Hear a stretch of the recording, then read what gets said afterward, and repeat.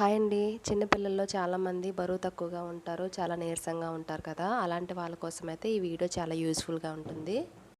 నేను కొన్ని వాల్‌నట్స్, పాలు, అరటిపళ్ళతో కలిపి ఒక జ్యూస్ అయితే రెడీ చేశానండి. అదేంటో మీరు కూడా చూడండి. ఈ జ్యూస్ తయారు చేయడానికి ఖర్జూరం, కిస్మిస్, జీడిపప్పు, బాదం పప్పు, గ్లాసుడు పాలు, అరటిపళ్ళు, బెల్లం కొంచెం తీసుకోవాలి. బాదం పప్పుని రాత్రంతా నానబెట్టుకొని మార్నింగ్ తొక్క తీసేసి పెట్టుకోవాలి. తర్వాత అరటిపండుని ఇలా చిన్న చిన్న ముక్కలుగా కట్ చేసుకొని పెట్టుకోవాలి. బెల్లం వేస్తే దగ్గు వస్తుంది అనుకుంటే దానికి బదులుగా పటిక బెల్లమైనా వేసుకోవచ్చు. తర్వాత మిక్సీ గిన్నె తీసుకొని ముందుగా పప్పులన్నీ వేసుకొని మిక్సీ పట్టుకోవాలండి కచ్చపచ్చగా. దాని తర్వాత పాలను యాడ్ చేసుకొని మిక్సీ వేసుకోవాలి.